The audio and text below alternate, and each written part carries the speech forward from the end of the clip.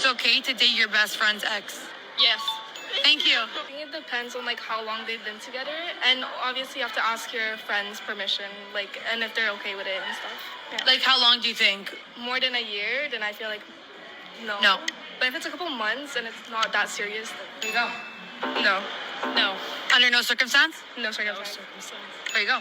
Thanks. No. It depends if they were comfortable with you or not. You had to talk to them first. They would have to know in advance and everything. Thank you. No, I'm not okay. There you go. Thank you. No. Not on. That is such an interesting question, because the funniest part is this line has been twisted for many years in all different tribes and in all different countries when people do not know how to draw a line. My answer to that question is it okay to date your ex, your friend's ex? Will forever be a F no, strong no, a full stop no. Because first of all, if anyone ever came to me and says, all of a sudden, because you guys are not together, I would love to date your ex and all that, I would always look at you as shady. I would look at you as shady, because now my brain will be thinking, all the time I was in that relationship, were you intending to date that person? Were you interested in that person? Could you have betrayed me at some point? Could you have crossed that line at some point? And it is so pointless to make a person go through that mental strain for what? The world has too many amazing people, and yes, sometimes your friend might have the hottest pair, might have the hottest partner or husband or something. Remove your eye from that. No, they took eye for person property. Let it be. I think of it down the line. If I want to have a friendship with a person, dating their ex, it's a no-no, because how are we going to mingle? Are we going to go on little cruises or parties or whatever with that same person there? Now, depending, maybe the guy would treat you right, but maybe he treated me badly.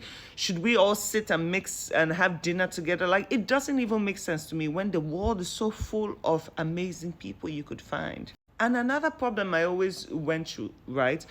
If the way I am right now, people always think, they might not know the background of where my partner came from or whatever the case might be, but once they see me with that person, they automatically want that thing, because it's if she can date him, that means he's dateable for them, so they always used to chase that. And I wonder, okay, you go learn long thing the hard way, but me, no, it's a complete no.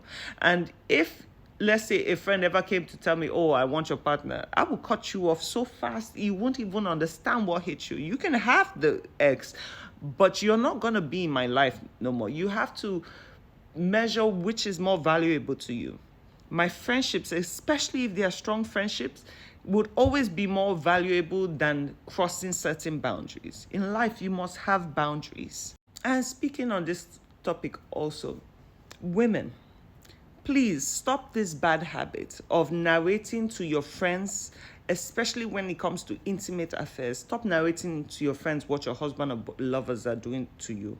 It only triggers the other person listening to want to have a piece of it, because that is the sick part of human nature.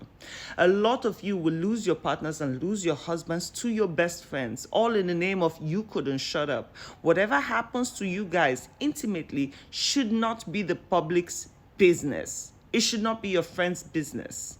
Half the time, you tell too much to your friend and they would always give you that bad advice. There are some friends that will go as far as pushing you. Let me say you had a small argument with your partner and you tell your friend. Now, because of all the good, lovely things you've been telling this friend of how he treats you right and how he you good, they would always give you the worst kind of advice so they can detach you away from your partner so they can sweep in. We've had these stories repeat over time, all over, all the time. We need to stop this behavior. Whatever happens between you and your partner stays with you and your partner. And mind you, this does not apply to just friends. This applies to also family members. You could be gisting your sister about something and booyakasha, they're in there. Be very careful. When I speak about keep your relationships private, it's not just about social media. You also have to keep certain details about your partner private from your family and friends. A lot of times you come and you say, this happened to me, except it's extreme. Now, when it comes to things like violence and things like that, please voice your opinion out and very quickly so your family can know how to help you in that situation. But if it comes to any other small things or maybe mini arguments that you can resolve quickly, please leave it away from your family and friends, because sometimes they would give you an advice based on their own experience, not understanding the dynamics you have with your partner. So be mindful of this, okay? Sometimes people don't have your best interest at heart. I'm a kind of person, I like to take my wins privately and I like to take my losses privately. I know how to deal with my emotions when the time comes, and last I'll carry myself to a therapist, okay?